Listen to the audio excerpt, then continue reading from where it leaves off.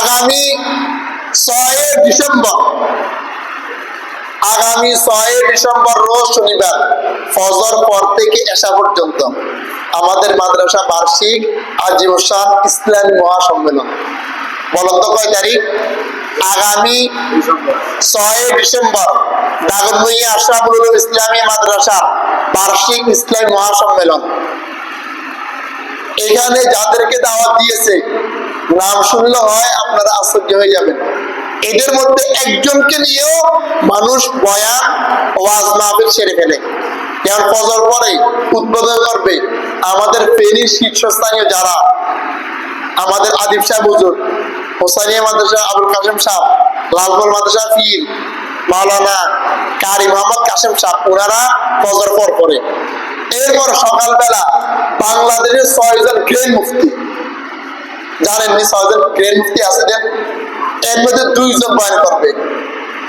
একজন আল্লামা মুফতি মিজানুর রহমান সাঈদ সাহেব, আর একজন আল্লামা মুফতি দিলওয়ার হোসেন সাহেব, মসজিদ আকবর কমপ্লেক্স, মিরপুর, ঢাকা।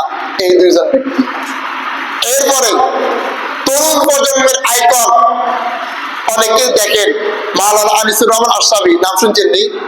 হ্যাঁ, মাওলানা ইউসুফবিন ইকবাল, ওনার দুজন একই। দুজন না আসলেও মাওলানা ইউসুফবিন ইকবাল আসবে। এরপরে আরেকজন বাংলাদেশের তরুণ প্রজন্মের বড় ব্যক্তি, নাম শুনছেন? মুফতি ওবায়দুর রহমান হুজাইফি, নাম শুনছেন নি? উনিও আসবে।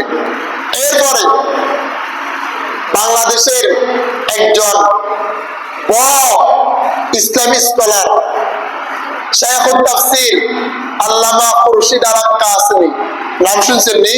উনিও থাকবে। এরপরে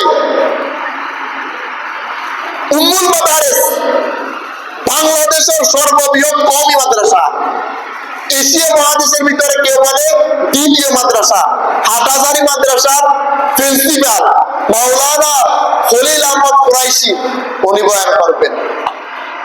এরপরে ঢাকা নারায়ণগঞ্জের প্রভাবশালী আলেম হেফাজত ইসলাম বাংলাদেশের সিনিয়র নায়েবে আমির মাওলানা আব্দুল আউয়াল সাহেব, উনি এশার আগে বয়ান করবেন। এরপর আমাদের মুহতামিম আপনারা জানেন আল্লাহ মুফতি ইউসুফ কাসেম সাহেব হুজুরও মাগরিবের আগে পরে বয়ান করবেন। আমাদের এই বক্তাদের 3-4 লাখ টাকা শুধু হাদিয়া যাবে। কেন যাবে? আমরা চাই কিছু কথা আপনারা বড় আল্লাহওয়ালা বড় ব্যক্তিদের কাছ থেকে শুনে আপনারা কিছু একটা নিয়ে আসতে পারেন, এগুলো আমরা চাই।